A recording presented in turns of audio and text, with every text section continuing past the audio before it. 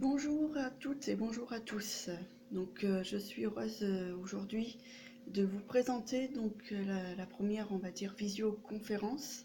On coupe un petit peu avec les cartouches. Et aujourd'hui, nous allons donc parler des enfants de Sirius. Vous allez voir, ça regroupe un petit peu ce qu'on a dit par rapport aux cartouches et tout ça. Ça va expliquer pas mal de choses aussi. Et comme mon maternité sacrée dit également enfant sacré, nous allons commencer avec les enfants de Sirius. Alors, qui sont les enfants de Sirius?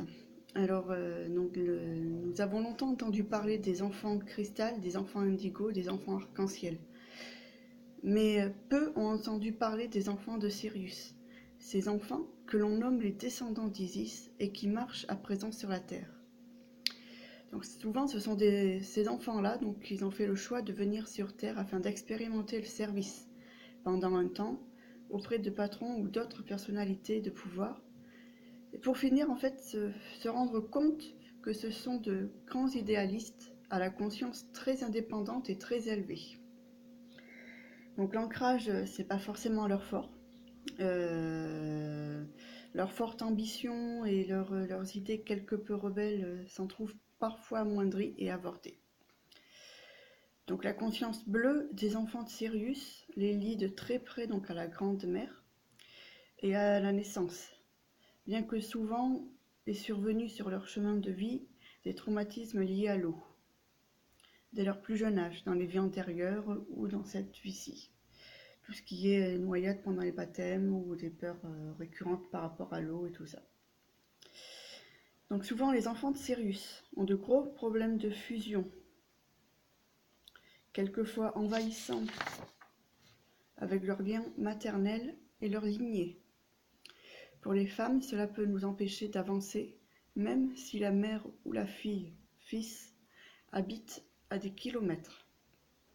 Les enfants de Sirius sont également souvent des enfants dont le refus d'incarnation leur joue parfois des tours et les empêche pleinement, parfois, de profiter de leur vie dans l'ici et maintenant.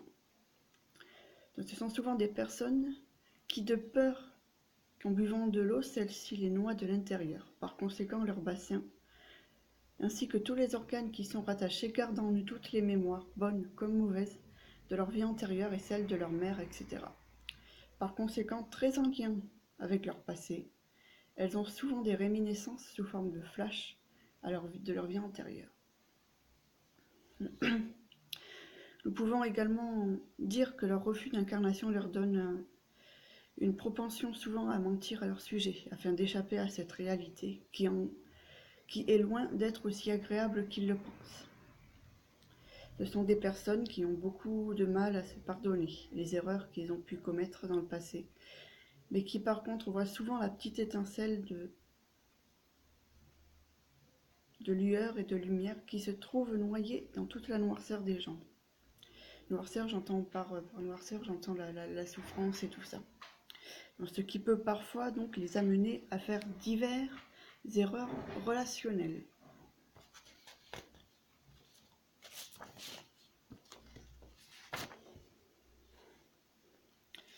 Donc souvent trahis par cette propension donc à voir le bien en toute chose, ils oublient parfois leur propre bien-être et leurs propres sentiments pendant fort longtemps, jusqu'à ce que la réalité de leur vie éclate au jour.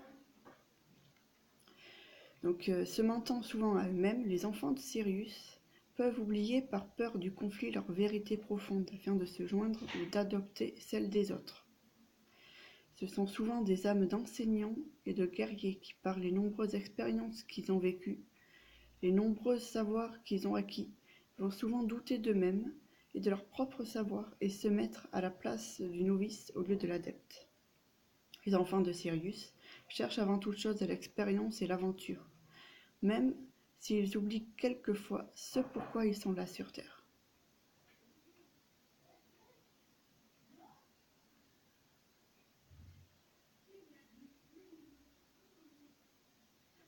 Écorchés vifs dans l'âme, ce sont des adeptes une fois guéris de leurs blessures, de l'amour inconditionnel.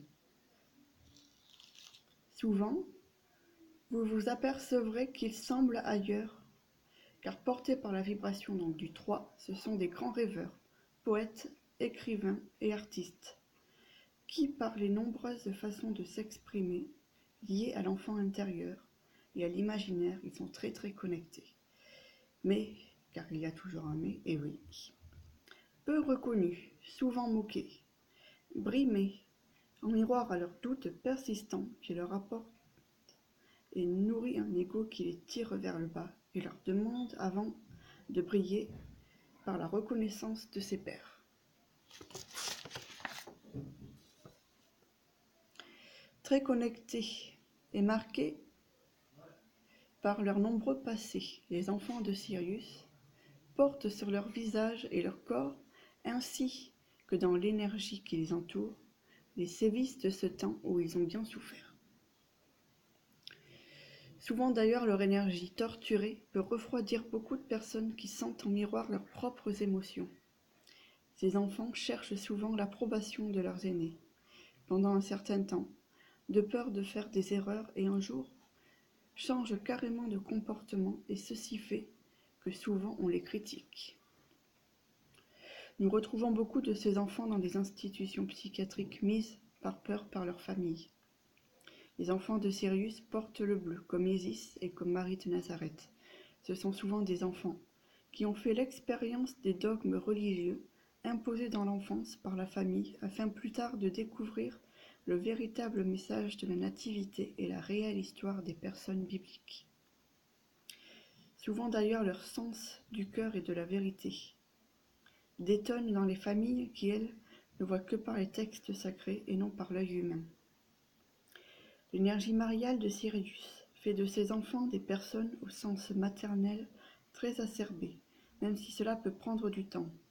Souvent les femmes qui ont cette énergie peuvent avoir du mal à concevoir la vie, malgré les différentes tentatives faites avec leur partenaire. Souvent aussi leur blessure maternelle et leur peur d'être esclave de quelqu'un peut les pousser à avorter ou faire des fausses couches. Leur problème également d'ancrage et de mémoire stockée et de peur de l'eau peut entraîner des troubles concernant les lunes, à des crises prémenstruelles et menstruelles assez douloureuses, pouvant mener parfois à des hospitalisations, des évanouissements, des grosses fatigues et des nausées. Ces enfants peuvent également souffrir de problèmes de dos, de reins, de cystites et d'infections urinaires. Pour les hommes nés sous cette planète, nous pouvons voir par exemple des problèmes de poids, tout ce qui est obésité, rétention d'eau, boulimie, anorexie, mais également des crises de guérison telles que des caillots aux reins, les dents de sagesse, etc. Il existe par ailleurs deux cas. Soit l'enfant a bénéficié du cocon aimant familial pendant un temps et fut placé dans des institutions psychiatriques afin de tester leur foi, leur confiance en lui et en les gens, et également son estime de foi et sa sécurité. Soit celui-ci ou celle-ci a été placé dans des familles d'accueil très tôt et ou retourné plus tard dans leur famille de sang afin de tester donc leur sens réel de la famille. Nous avons par ailleurs un bel exemple d'enfant de Sirius dans les personnes de Osiris et d'Isis. Donc je vous conseille d'aller justement jeter un œil, écouter donc mes premières cartouches de Thoth justement qui expliquent un petit peu leur cheminement, donc que je reprendrai plus tard. Donc l'abandon et la frustration, ce sont des thèmes qui sont récurrents pour ces enfants, qui ne demandent donc en définitive qu'à être aimés pour ce qu'ils sont. Afin de les aider comme ils sont portés par le flot, leur environnement doit être le plus paisible possible. Ayant dans leur passé beaucoup souffert, les enfants de Sirius détestent tout ce qui est la violence, les éclats de voix et les disputes. La pollution des villes est quelquefois quelque chose qui les rebute, car elles se font ressentir également sur lui et en lui, ce qui les rendra par ailleurs perturbés et parfois exécrables quand ils s'y rendront. Pour ce qui est de la nourriture, étant donné que l'énergie de la terre-mère et du matériel les rebute, ce qu'ils devront donner à leur corps devra être le plus naturel possible et le plus sain possible. Par conséquent, existent les premiers prix, les conserves, le trop chimique, le trop salé, le trop sucré, le trop gras, et la viande des supermarchés. si vous ne voulez pas que ceci soit pris de maux de ventre pendant des jours. Très peu d'alcool, voire pas du tout.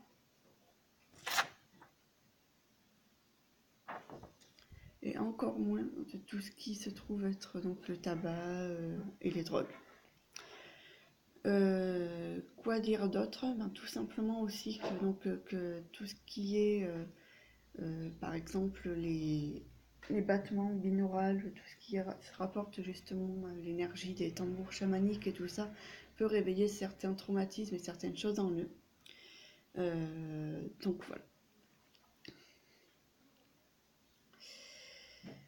Donc si vous avez donc des questions concernant donc les enfants de Sirius, je suis disponible. Donc je vous remercie d'avoir suivi donc cette première chronique sur les enfants sacrés. Et je vous retrouve bientôt pour de nouvelles chroniques et de nouvelles cartouches. Merci, à bientôt.